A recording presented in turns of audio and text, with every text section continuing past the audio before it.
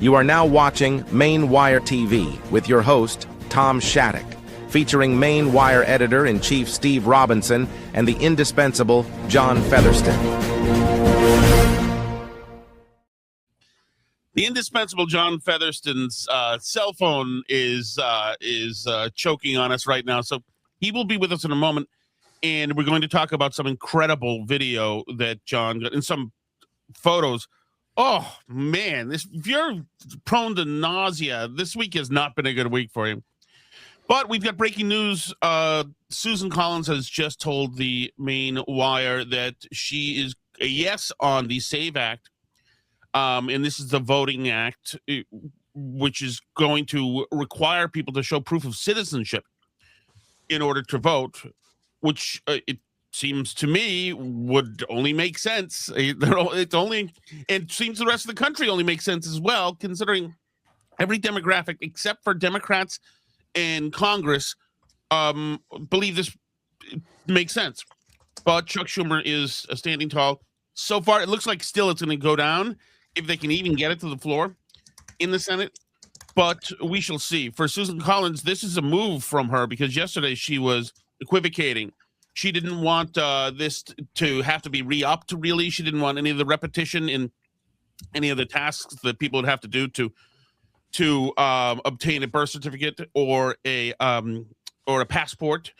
And now it seems like she's all in. So who knows what's happening down there, but it suddenly got safer for Susan Collins to be with Team Trump on this one, and maybe that portends something even more positive coming down the road here. But she does have, I don't think she's got any cover in progressive Maine, but she certainly has cover in the real United States. Forgive me, Maine and Massachusetts and Connecticut, where people have American flags and things. This makes a lot of sense. So this is a good thing.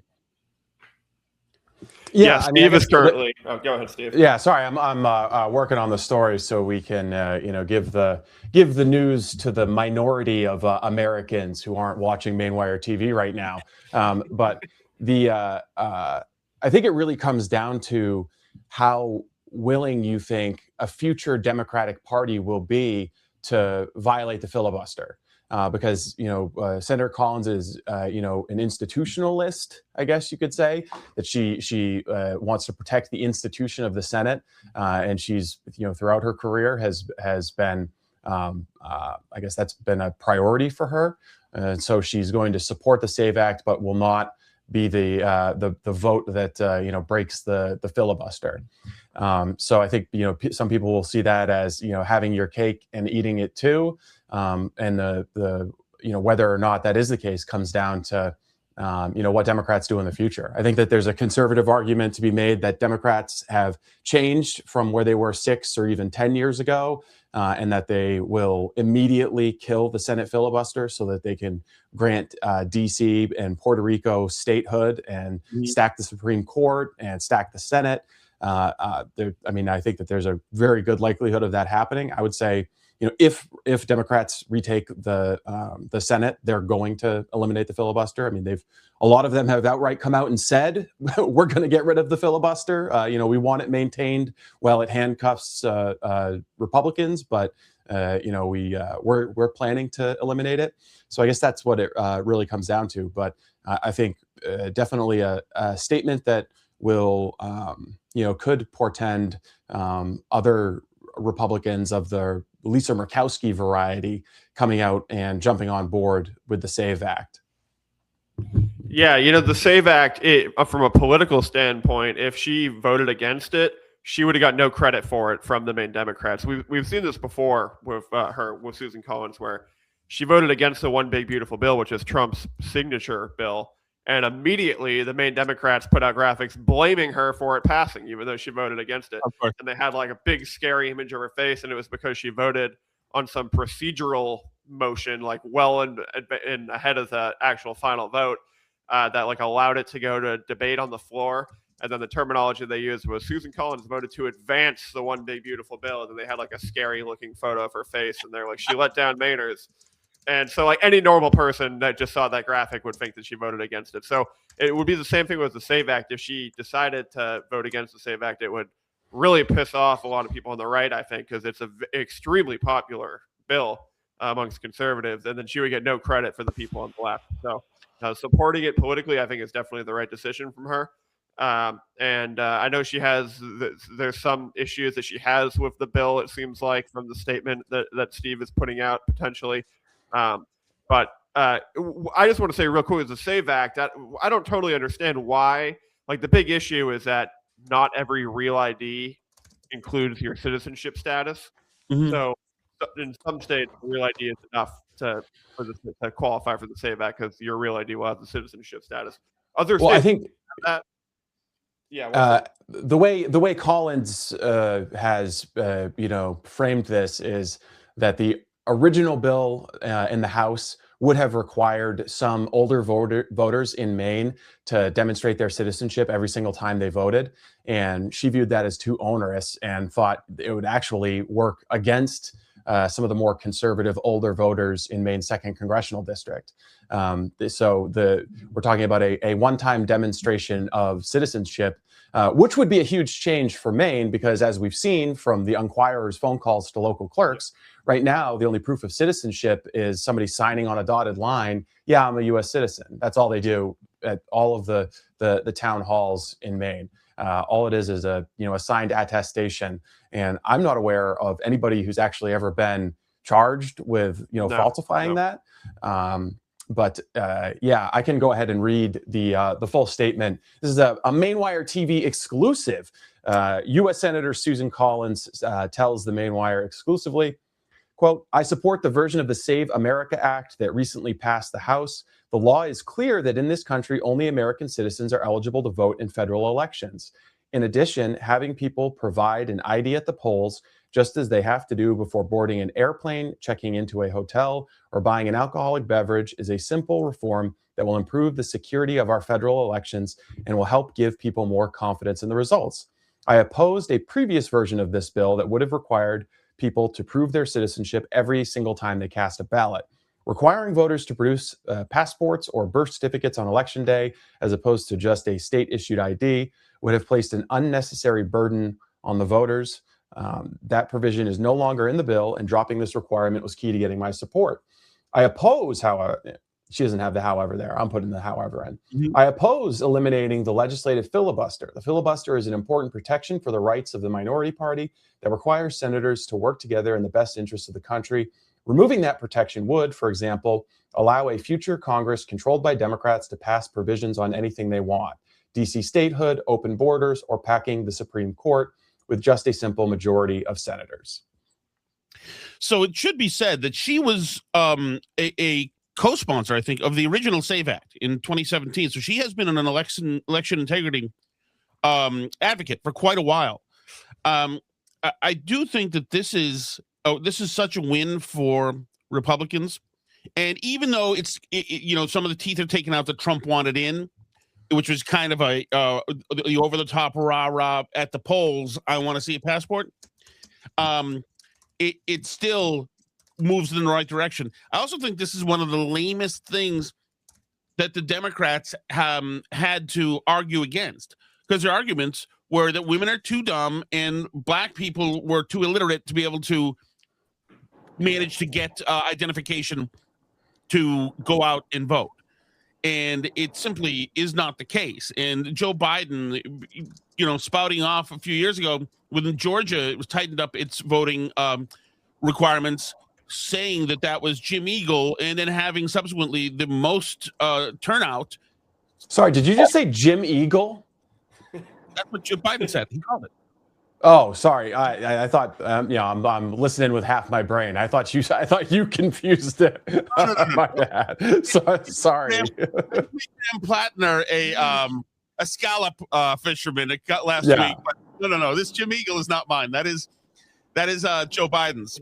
Jim Eagle. Right. It's been too long since I was producing for Howie, because I don't have the immediate recall on every single gaffe the President Biden has committed.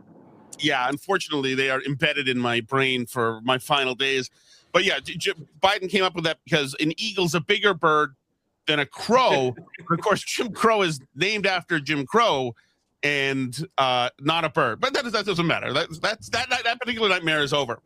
But anyway, I think, Graham, that this was such a weak argument by the Democrats. Like, women, once you get married, are doing all sorts of stuff for their names, for credit cards, for IDs, and this and that. And if you want to go to a Portland Sea Dogs game, then all of the steps that you have to do, from securing the tickets by your credit card to driving to the stadium to getting in, require all this stuff in several layers of identification anyway. Totally. Yeah. And that's the point I was making about the real IDs earlier is, yeah, for some reason, not every real ID proves your citizenship. So for some people, they need when they go to register to vote under the SAVE Act, they'll need a passport or they'll need some type of ID that proves their citizenship. And that is the hang up. That's what the Democrats are using to say this is a voter suppression, it's a poll tax. But all the documents that are required are the same documents you needed to get the real ID in the first place. So there was no big uproar. I mean, people were annoyed by real ID, but there's no big uproar from the Democrats about married woman can't get a real ID. And it's the same exact documents to get the real ID that you're going to need to register to vote under the SAVE Act. Right. John, I don't even know. I'll say the one thing just to clarify there is how sure are we that Secretary Bellows, who's in charge of the BMV, hasn't been giving real IDs to so-called asylum seekers, illegal aliens who are on parole and have sent a letter to the Justice Department saying, hey, I fear return to my country. I fear not being able to do Medicaid fraud. How certain are we that Secretary of State Bellows hasn't been giving real IDs to non-citizens who only provide work authorization documents? Well, Steve, there are definitely some non-citizens that have a real ID. That's well known. And that's the dumbest thing with the real ID to me is what's the point of the real ID if we're just going to give them out to non-citizens, and it makes this whole thing more complicated. Yeah, and it makes it much harder to enforce. It's like the Secretary Bellows and people of that bent have been preparing for voter ID laws for a long time by just destroying the real ID, the underlying principle of the real ID. Yeah, no doubt. The Democrats cannot sustain as a party without gaming the system. They just simply can't. I mean, look at this Virginia gerrymandering where they're going to get like 10 or 9 new House seats for Democrats. Like, these people cannot and will not stop. John Featherston, I'm not even sure that you know this, but it looks like Susan Collins is going to vote for the SAVE Act for increased election security. Just came down here. I'm happy to hear it. I mean, we have to protect election integrity in this country, and an overwhelming majority of the country wants to provide an ID, at voting. Everybody wants it. Mm-hmm. All demographics want it, and it's the right thing to do. So thank you, Senator Collins, for stepping up. I will miss the great memes, though, put out by excellent influencers, especially like black influencers on X, showing them not knowing how to use computers, and treating it like it's some kind of relic from like Star Trek. I mean, I will miss that because it got some great humor. The left is just so insulting to so many Americans, just as a matter of course. It's just amazing. And to see it blow up in their face. Well, I mean, I'm getting ahead of myself, obviously. And you are right. We can actually, the more you talk about packing the court and things, and doing away with the filibuster, these are things that right now we still can joke about, but these are absolutely going to happen. And that's going to be another game changer because these current rules don't serve the Democrats. Unfortunately, we don't have a Supreme Court right now under the current rules with a lust for killing unborn children like they had previously. All right, John, should we get to your day? John It's never a boring day in Lewiston, that's for sure. Quite a day today. He made another house call, which was very interesting, and I found it really, really creepy.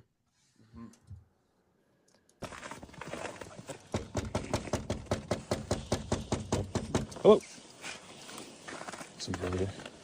Hi, how are you? Come over here. Okay. What did he say? I don't know. I couldn't hear.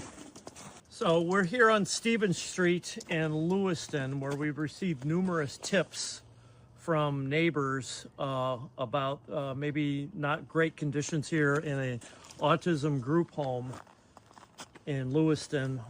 Two people came to the window and the door and said something that I couldn't understand or audible.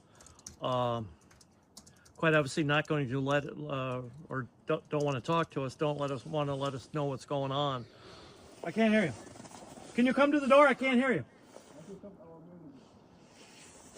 You just talked to your who? Who's your manager? Can you come to, I can't hear you. Hi. Hello? That was two separate guys, right? It looked like two different people. Yeah.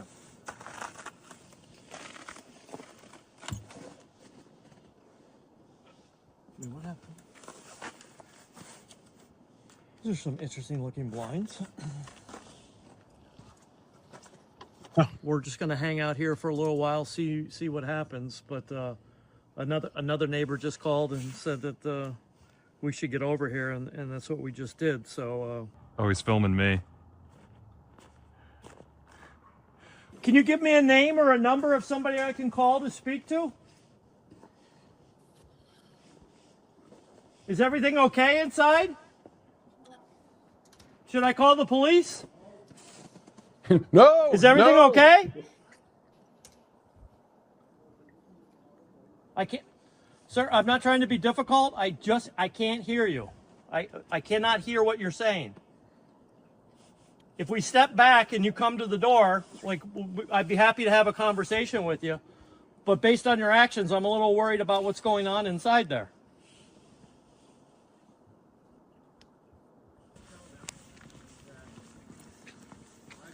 Hey, how are you? Hey, can I speak with you? Hello? Guess not.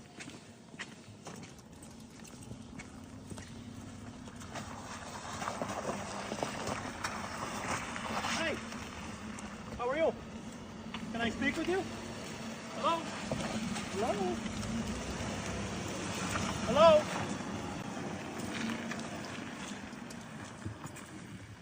It's not a quick getaway here from this guy. Right. Hello?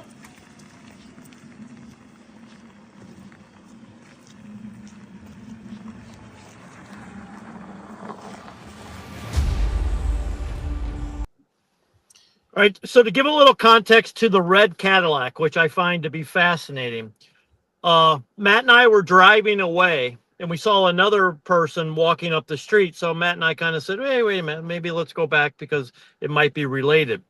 So when we pulled up, we were turning around. We had to turn around on that street. We saw that red Cadillac get to the house. We were probably 30 seconds behind that red Cadillac. And as you could see, I parked kind of up the street there a little bit, just, because out of the way. That person went into the house, grabbed something out of the house, and was in and out of that house within less than a minute. And you can tell by the video, did not want to talk to us. So here's the red flags. I've received more than 5 tips about that house from neighbors, different neighbors, that there's something going on there. And when I even said in the video today, like, I'm concerned, like, that you guys aren't, like, there's something wrong inside the house. And I even have more of those vibes now as I've driven away from the house. I mean, what the heck is going on in here? John, your contention is that he went in and grabbed something, but do we know he just didn't go in and tell everybody to shut the F up inside and say, don't talk to this guy? And I mean, we don't know what's going on. We don't know. We don't know, but I mean, here it is once again. And there's a sign in the front yard that there's a nonverbal autistic person living in that home. Is that not a red flag of what the hell is going on? What is going on? Like, they can't, and I offered to step back. Hey, let's have a conversation. Tell me what's going on. I mean, it's concerning. Like, well, what is, and so much, it's not one neighbor called in a tip. It's 5 different neighbors or sources have called in a tip on that one house. And that's Moonlight, who I went to earlier in the week, and there's no voicemail set up. There's no mechanism to get a hold of anybody. So when he says call my manager, well, who's your manager? Give me a name, give me a number. I'd be happy to call him. And just to add to the trauma of this, Tom, I called DHS after this and said, I got a problem here in Lewiston. Who do I talk to? Oh, let me transfer you. I get somebody's voicemail. I call back and go, hey, I really need to talk to somebody. Oh, hold on. They're on vacation. No, I need to talk to somebody in DHS. This is a human services nightmare. Hold on. Well, let me transfer you. Get another voicemail. I mean, what is going on in Maine? Somebody's calling and saying there's a concern, and you get a voicemail, and I leave voicemails and I don't get a return call. Here it is, 3 hours later, I still haven't got a return phone call. Yeah, well, I don't know. I mean, what if you heard somebody screaming in there and called up the number? Is there an emergency option when you call, or this is it? I actually did get called. I got transferred to a crisis line, which I'm like, okay, maybe this will be good.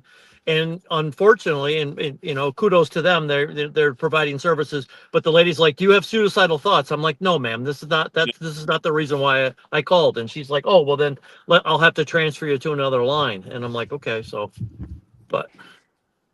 Well, I also thought it was interesting that the guy obviously didn't answer the door, but stood in front of the window, so he didn't try to prevent himself from being seen.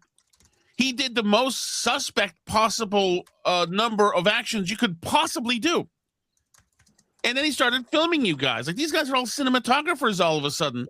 And it's like, it's just so, if you wanted to seem shady, then they're doing everything exactly how you do it. In that way. And even those blinds that were all battered, why were those blinds battered? Is there somebody in there who's having trouble but really wants to see outside? And if that's really happening, then why are the other shades down? Why is this place dark? I had the same reaction, Tom. Is like, I look at those blinds like there was like a tussle or an argument, or somebody got entangled in those blinds, and they, I've had pets over the years that have broken blinds, like barking at the window and something like that. That is not that. I mean, those blinds got, because somebody was inside the blinds and, was entangled in the blinds. It's concerning. So, John, were there any vehicles there that you thought were associated with the property? Because, I mean, there's still someone there. They're supposed to have 24/7 care. We as a nonverbal autism, this would be in the Maine Care Section 21 program. The Section 21 pays for 24/7 care at least a 1-to-1 ratio, and sometimes even a 1-to-2 or 1-to-3 ratio, meaning that for every resident or patient, there's supposed to be at least one staff member and as many as 3 staff members. Was there any evidence that there was a care worker there at the house? Absolutely not. No, there was not. When we first arrived there today, there was no cars in the driveway. And only when we were driving away and we saw that red Cadillac did we turn around and come back to go. And like I said, that person was not there for more than a minute. Was not there for more than a minute. So, well, I'll say just to steel man, the video here a little bit. Even the most highly disabled individuals in these homes, they are allowed to go to day programs. Mm-hmm. They can, they don't. Their freedom of movement is not restricted just because they're disabled and they live in one of these houses. So there are day programs. However, what we've heard from all kinds of sources in and around these houses is that as a result of the increased immigration enforcement, the visits to day programs have been restricted. The individuals who are running these houses have always been less likely to entertain the day programs or take people shopping, take them out of the house. But now it's more of they're more inclined to sequester to the home. So I guess I could see it happening both ways. But if there's no evidence of a caretaker being there, are they still going to bill for the time when they are on paper having a caretaker there? Because then you get squarely into the realm of fraud. Well, I don't know if Graham or Matt have the video, but the Lewiston Police Department was called on the Maine wire earlier today as well, too. We went back to the infamous house on Valley Road where we met Mike last week. We went back there. Okay. We went back there today and knocked on the door, and a lady came to the door and did not open the door, and she said, what brings you by? And I'm like, hey, well, I'm looking to make sure that Mike's wheelchair has been picked up. And she's like, nope, you have to leave. You have to leave. And so, we knocked, and then we stood in the street for a little while. And then when we left, we had a tipster call us and say, hey, listen, there is a gray unmarked Lewiston police vehicle here. I think they're looking for you guys. And we went back, and when we went back, the Lewiston police weren't there. But once again, what is the secrecy inside these homes? Well, what are people hiding inside these homes?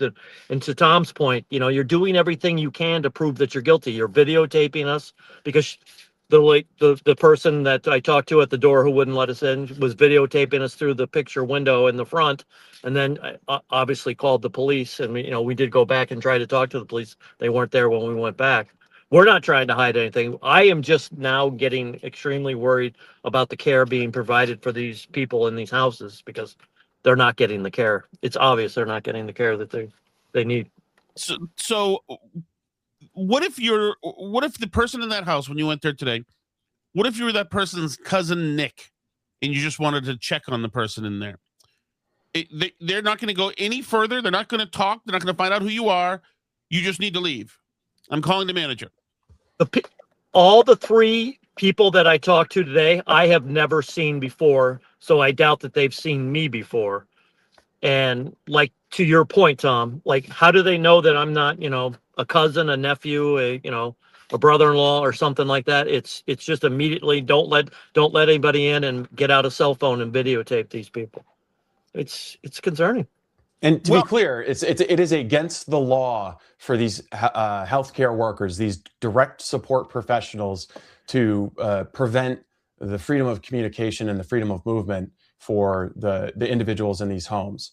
And I also learned recently that they are required to have locks on their personal bedroom doors, which I don't know if when we were at Mike's place, we saw that he had the ability to lock his door in a private space. But it appears that all of the rules and all of the protections for disability rights are mere suggestions here. Like what's happening is these residential homes are being used as a money-making scheme and free shelter for the paroled illegal alien population, and that's it. And the disabled Mainers are taking backseat to that. What I've seen, Steve, and it's a small snapshot, but it's an accurate snapshot. Every time I go there to these places, at best, people are in their pajamas. They're not there to work. They're not, in a medical uniform. They're not there in just, everyday like clothes. So my mind goes to, and it's just, an educated opinion. It's not a fact. It's just an opinion. People are just there to sleep. They're there to, have a place to sleep on a couch, and, and then and look at this. And then we'll bill back those 12 hours of sleep I got, and the state will pay us for it. What a country we live in, Yeah. And I'll say the sources we've talked to who have worked in and around these specific companies, but also the industry generally, say that sleeping is built into the business model because some of these paroled illegal aliens are expected to work 80 to 120-hour shifts. So you're working that much, there's kind of a wink and a nod. Yeah, if you're doing the overnight shift, you can sleep. Mike said somebody couch surfed at the house. We've heard plenty of stories of these houses being used as de facto refugee shelters, which if they're billing for those hours when they're sleeping, that is de facto neglect and de facto fraud. They're billing for services not provided, and they are neglecting the needs of a disabled patient or resident who can't advocate for themselves. And, in most cases, if somebody has the cognitive capacity of an 8 or a 9-year-old and they say, hey, I can't understand anything that my non-English speaking caretakers are saying, and they're sleeping and I'm being neglected, who's going to believe them, especially if they don't have any family on the outside? In the chat, a couple interesting questions. First of all, Susan says, did the police just drive off without talking to you at the first place, the one with the other video with at Mike's place? Because the cops seem to be like lingering, but do they ever make contact with you? In the first video that we did when the police were there, I did shake hands with both of the police officers and let them know I was with the Maine Wire, but they didn't ask me. They didn't ask me any probing questions or anything like that. No, nope. Nathaniel says you can't just walk up to someone's house and demand to know what's going on inside. Creep.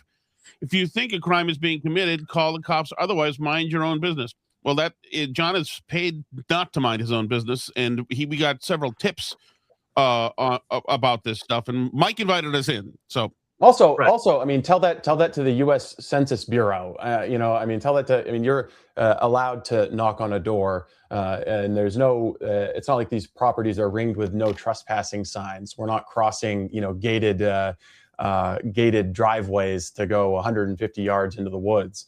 Reporting sometimes requires knocking on doors and asking neighbors questions. And especially if there's been a concern here. If your concern is about John Featherston, taking a step onto someone's dooryard, I believe it's misplaced. You should probably get a wellness check yourself. And I think one of the problems that we're finding out is that John is one of the few people visiting who's not in a Cadillac or filming people with a cell phone. And that's one of the things that's just harrowing. But the behavior is just simply, and I know that a lot of our audience are and a lot of us are libertarian, and the cops can't just walk into your house. They have to ask, and they have to do this and that. And even if I didn't want the police to come into my house, and they have come in, like when the dogs run away and let the baby out or this or whatever, even if I didn't want them to come in, I wouldn't hide behind the curtain. I mean, it's just totally shady, odd behavior. And if it's not odd behavior, if there's been a spate of, over 50 home invaders in Lewiston, then let us know that up front. But it's just so shady. What can you say? Tell us about the picture that was posted, please. Oh, okay. Should we get into the pictures?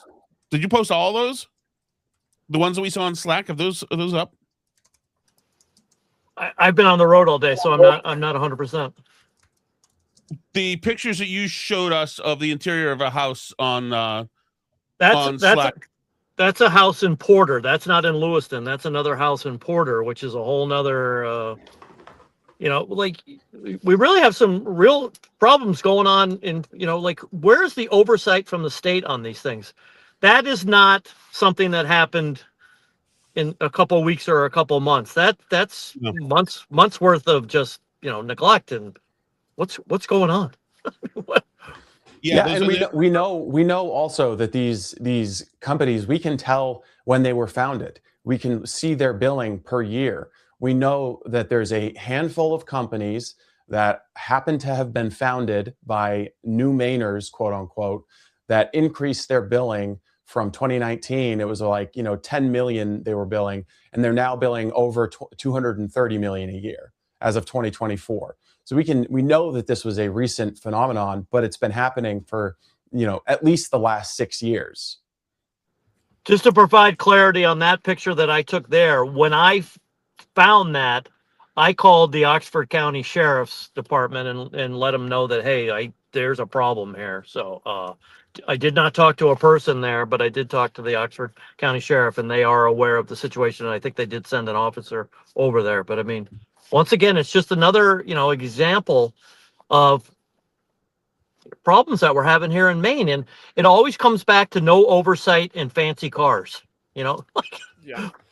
So, John, to answer your question, Tom, this is the only photo that we posted, but we do have some others in Slack that I think you could pull up if you wanted to, Matt. But just for some quick background, we were tipped off about this location that John went to by a concerned resident, as in most of these cases, who said that DHS posted, she sent us some photos even worse than this, and said that DHS had been alerted to this and said it was okay for kids to live in.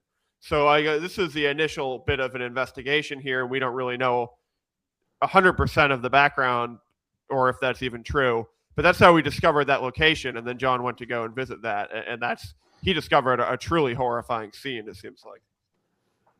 That is. But here's the thing, a middle-aged old man, who can lose a few pounds, I can get out to these places within 24 hours. Why can't the state? You know what I'm saying? Like, there's a real problem here, I would speculate. John, was there someone living at that house? That were you saying that or no? I do believe that people are living in that house. Yes, I do believe that. I can't prove it factually because I did not talk to a person when I was there, but it's obvious that people are there. Yeah. Yep. Yeah, that's rough. Or that is rough. I mean, just looking at some of the pictures that you took of that, to me, that house is a teardown now. Look at this. This thing is thrashed. Oh yeah, it's bad. It's bad. And if anybody is living in that house, then shame on the system for allowing it. But my point is, Tom, like, don't tell me that Department of Health and Human Services is doing all that they can. And listen, you can't go to every crisis, you can't go to every tip, you can't go to everything. But if I've heard from 5 people in less than 24 hours about a tip in a house in Lewiston, or we heard from a person for a concern in Porter, what is the state hearing and what is the state not doing? That's what my question is. It's a bigger question. I was the chairman of a board of health for a long, long time. So, I know squatting, I know, bad things. When I got a tip from my health agent saying, hey, you got to go to, 111 Main Street to go check something out, we were there within hours, not days. We were there within hours. And where's the state of Maine checking out some of these tips, or are people just throwing up their hands and said, I've called the state so many times, nobody comes, I don't do anything anymore? Kayana says direct care workers are not able to speak with you about the individuals that they take care of because it's a HIPAA violation. The same thing goes for case managers. Yes, that's true. But in the case of Mike, consenting for us to be there, they're also prohibited from preventing the free movement and free communication of their residents. So it is a tricky, nuanced area. Totally. That's why it's taken us a very long time to dig into the story, and we're being methodical about our reporting leading up to this moment. But still, if what you're seeing right now, if you're worried about HIPAA, when you have people rolling around in situations like that, I think your concern is misplaced and your criticism might be not genuine. You can also go to the door or the window and say, I can't discuss this patient with you because it's a HIPAA violation, but there's another option you can do, or we can get back to you, or you can say something. If you leave me a card and I'll give it to the resident, and if they want to contact you, they can contact you. Correct. Sure. Yep. But if you're able to say that in English, and we also don't know that. But that second house, the house in the pictures, John, I can tell you one thing. If I was and I'm not saying this is happening there, but if I was a caregiver in that house and you came knocking, I would be hiding behind the curtain like that other dude was. Absolutely. And if the only thing I thought could intimidate you was my cell phone to get out of here, then that's what I would do as well. Debbie says if they receive federal money, they have to be transparent or they lose the federal funds. Well, Steve has done a lot of work with this. I guess it has to do with the states reporting to the feds. Would be another problem. Yeah. So the Medicaid program is most of the money comes from the federal government, but it's not like Medicare. Medicaid is run through block grants.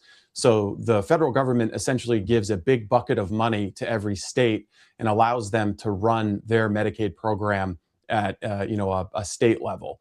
The central tenet of the Affordable Care Act, aka Obamacare, was to expand Medicaid, to add able-bodied childless adults to Medicaid. Governor Mills embraced that in 2019 and 2020, and then again in 2022. Democrats expanded Medicaid to a bigger class of non-citizens. So every non-citizen under the age of 21 is covered under Medicaid now, if they also meet the income guidelines. And in the funny twist, they also used the CHIP onboard child provisions to start Medicaid coverage for non-citizen women of any age the moment they conceive. Right at conception, they become eligible for Medicaid coverage, prenatal care, and then 12 months of postpartum care. So it's a massive, massive program administered by the state. Yes, they're required to have some level of transparency. However, a lot of these houses don't even need to register with the state because that requirement was suspended to protect us from COVID. So supposedly forcing these places to be registered was going to somehow kill us all from COVID-19. So you can see in the data that we've obtained from the state, right up to a point, the actual locations of the houses are registered in a state database, and then it just stops. So there are locations all across the state that are functioning as group homes, but are not registered with the state. So where's the transparency there? And also, if there's not the guardians aren't doing inspections, the case managers aren't doing inspections, if there's not people coming and providing oversight, which very obviously there isn't, where is the transparency? What's happening is these companies are sending invoices to the Department of Health and Human Services, and the Mills administration is paying them. That's it. And that's why they're all terrified about what the Department of Justice or what CMS Administrator Oz is going to find when they start investigating Maine's, welfare state. Steve and John, if you know this, then please answer. And if you don't, I understand that too. Do you find that the federal money, the federal Medicaid money, is generally is it a broad like block grant usually, or is it earmarked specifically for specific services? Are they just given a bucket of money, or are certain monies allocated for certain services? It's a little bit of both, because obviously there's regular medical care, like hospital care. So there's some of that, but it's also it's dependent on what someone who's enrolled in Medicaid goes to use, right? They don't Medicaid money isn't like, this money is required for to be spent on this service. A lot of it is demand dependent. But there are instances, like with these Section 21 houses, where states have to apply for a federal waiver in order to provide this level of care, because it's, again, 24/7, 1-to-1 staff ratio. This is the most expensive program within Medicaid. So we're spending, as much, if not more money on this program than, all the hospitals and, dental visits combined. And the other thing is, just today, the Department of Health and Human Services has made good on what I think can fairly be called the Steve Robinson plan for Medicaid, which was to release all of the provider level spending data. So for the very first time, they've released it's like a 13 gigabyte file. Elon Musk has been tweeting about it today. They finally made provider level data transparent, so we can see who is benefiting from Medicaid. Where are the Medicaid dollars flowing? It has never been done before at the national level, and most states don't make this data public. And when we tried to do it at the state level, it took us 6 months, and we had to pay $2,000 for the Freedom of Access Act request. And we see why, because just looking at the data, you can see patterns that obviously do not make sense, like the explosion in Maine Care Section 21 homes to run by new Mainers, the explosion in home care agencies where they're just ghost suites, no one's there, and they're also run and staffed by new Mainers. So the transparency that the Trump administration has brought about through Doge HHS is going to be extraordinary.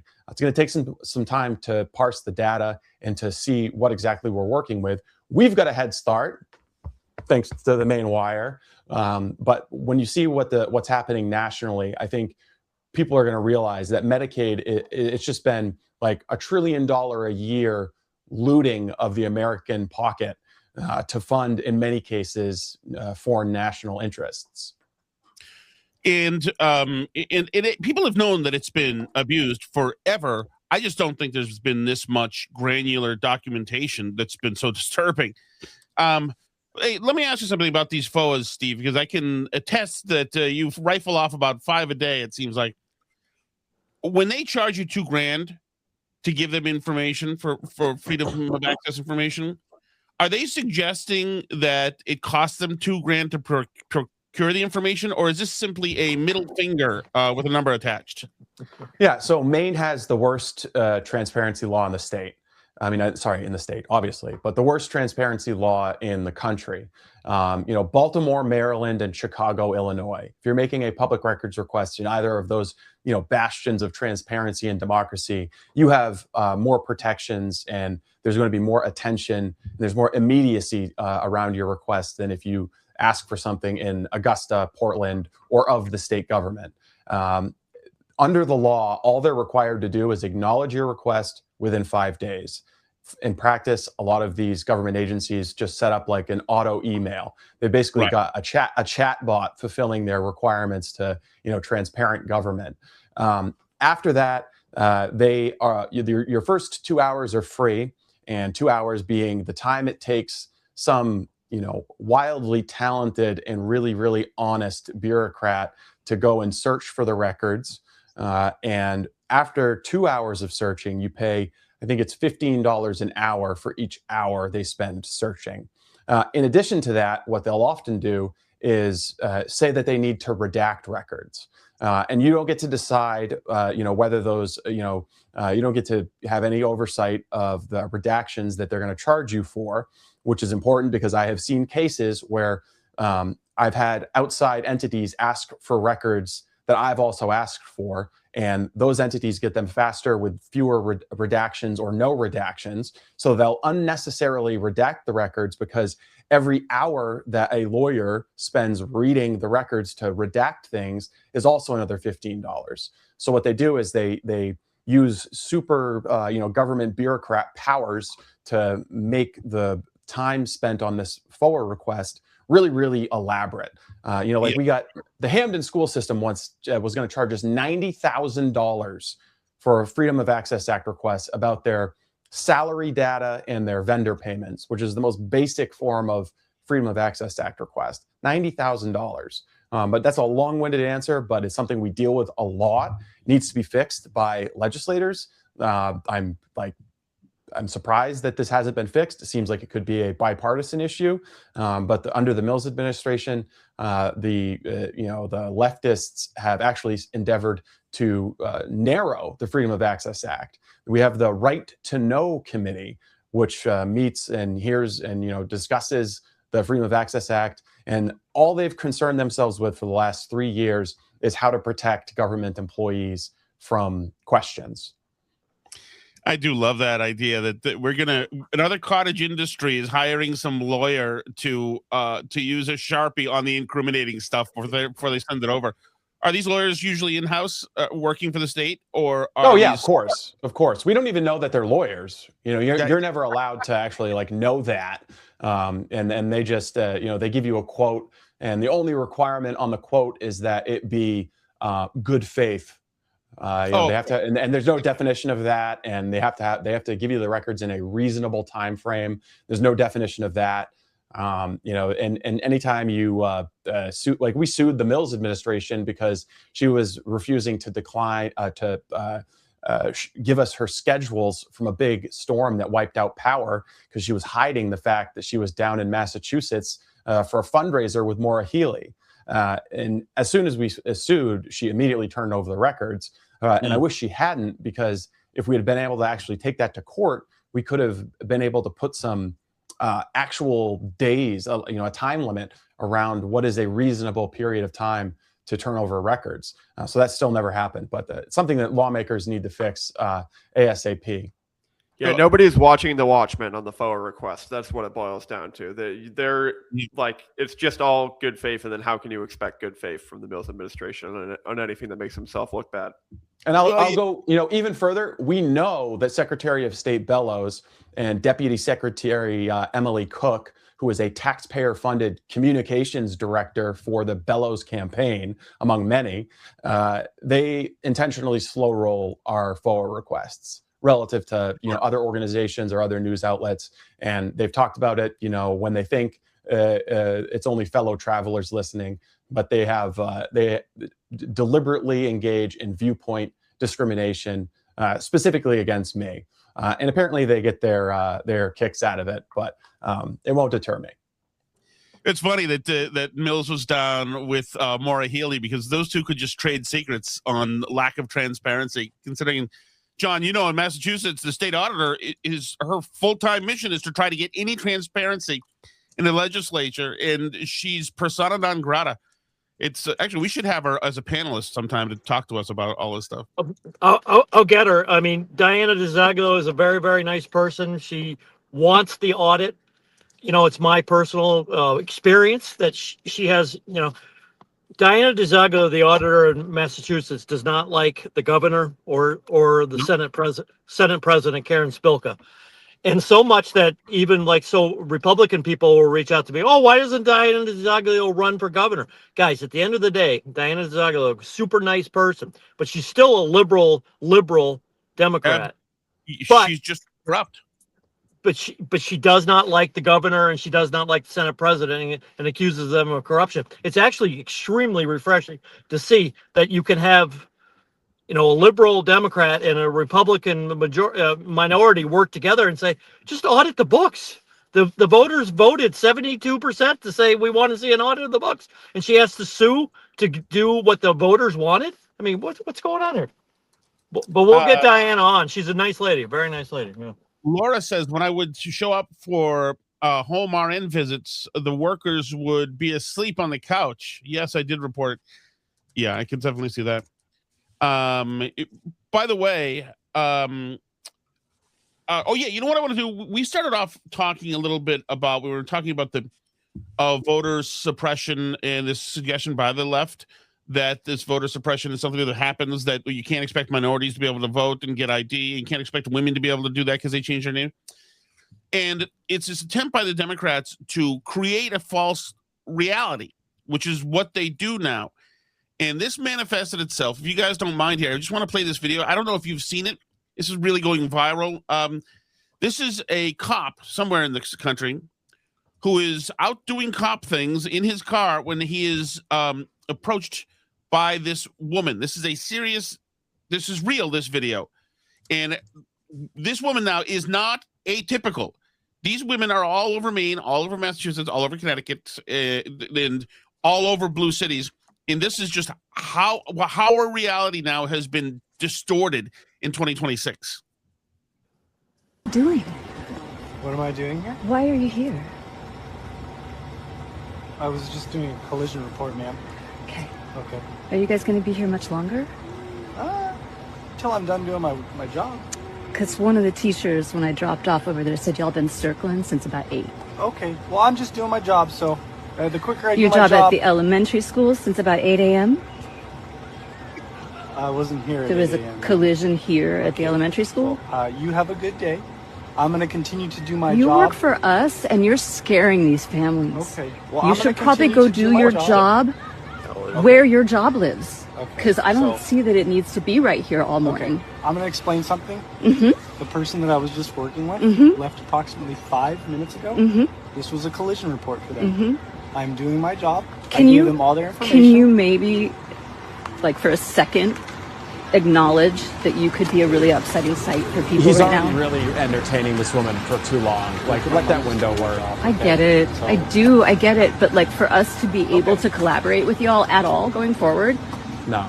You're going to have to show us some humanity. You're going to have to show us that you understand the circumstances and the feelings that you evoke. Because like, it would be so rad to feel like you're here for us. It would be so rad to feel like you guys get it and understand that you are actually the defending line between us. So it goes on like that. I don't want to collaborate with that woman. I don't want collaboration with that woman. I want that woman to lose, and I want her to be ostracized from polite society. I want her to be, bullied until she goes and hides in a corner. I wish I could say it's rare, Steve, but unfortunately, these are college-educated, Democratic voting women, and they've been captured by this culture now, and they believe this stuff. Graham, this is not just on Twitter hiding. If you went to Portland and grabbed 6 random ladies who were about 42 years old, they may well say the same thing. Yeah, it's very reminiscent of John at Bath Ironworks a couple of days ago. My favorite video, I don't know if you've seen this one that's been going around today, Tom, is there's an anti-ICE protest at some school in Chicago, and there's one kid walking around with an I love ICE sign. He's like, I love ICE. And then this little chubby fat kid comes up and he's like, I'm going to punch you right in the face. And then just immediately punches him in the face about 2 seconds after he says, I love ICE. And then the police have to come in and restrain him. But that's like, these schools are just becoming, they're putting activism at the forefront of at center stage ahead of education. And it's because like individuals like that in that video are working in these educational institutes. And in their mind, like, hating cops is more important than teaching math and reading. So that's the results that you get.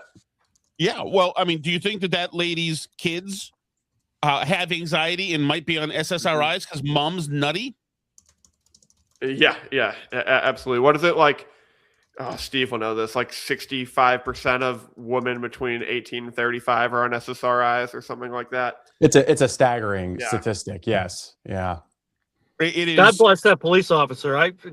That the patience that he showed, and here he is outside of a school protecting people, and this woman is saying it's a humanitarian issue. Like, how have we gotten to this point that a police officer doing his job is so upsetting to this woman? I mean, is she a criminal? Is she worried that that they're staking her out? Does she work in a home health care situation that's afraid to answer the door? I mean, what's going on here? No, I would reprimand the cop for leaving the pepper spray holstered for over 20 seconds. There, it is just amazing. But that's what we're doing now. Like, we've got to fight this. This is Fantasyland. But this is how Shanna Bellows talks, though. This is how elected leaders in Maine talk the same way. They would echo this stuff while being protected by a cop over their right shoulder.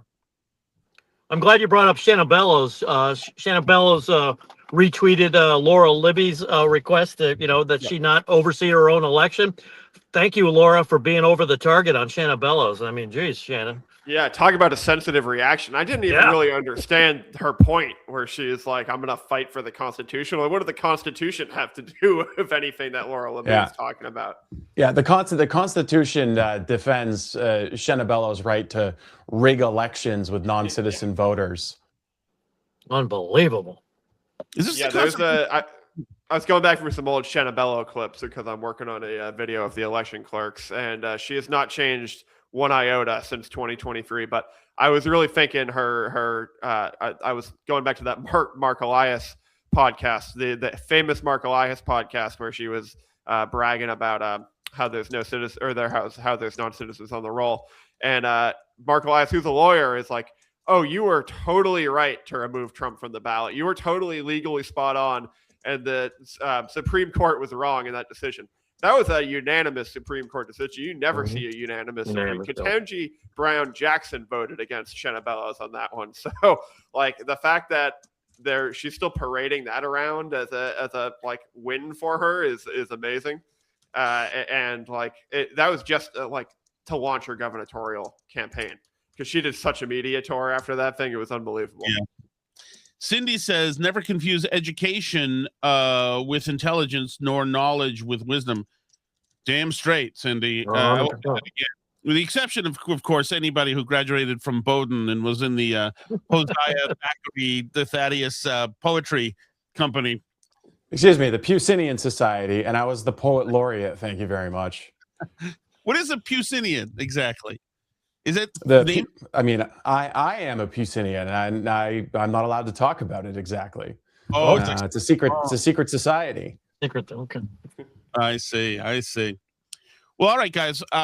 It has been just another roller coaster week, just crazy, John. I hope you get to recharge in there and take a little time off over the weekend, but it doesn't seem like anybody's doing that. There's too much stuff happening. There's just it never ends. It never ends. And I was gonna say, please, people keep sending the tips in, to our tip line, or send them to me, John with no H at the mainwire.com. I mean, if you've got tips, it might take us a while, but we'll get to them. So keep sending them. Yeah, there's a little bit of a backlog, so apologize to everyone who I haven't got back yet in the Mainwire DMs, but please keep sending them our way, and we're gonna work through them all. Michelle says, love you guys. Have a wonderful weekend. Thank you, Michelle. We love you too. All right, for Steve Robinson, editor-in-chief of the Robinson Report, I am Tom Shattuck. He is Graham Pollard, and he is the indispensable John Featherston. We'll see you Monday.